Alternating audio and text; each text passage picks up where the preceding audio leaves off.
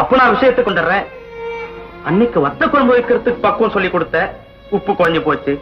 கத்திரிக்காய் கார குழம்பு வைக்கிறதுக்கு பக்குவம் சொல்லி கொடுத்த, அது என்னடானா காரம் கூடி போச்சு.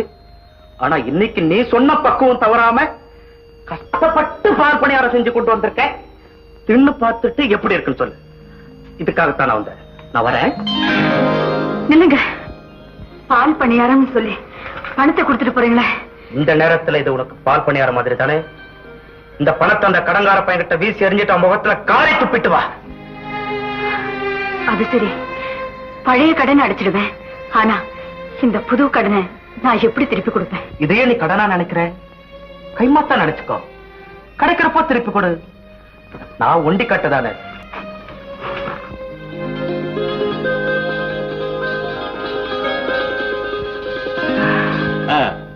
சரி,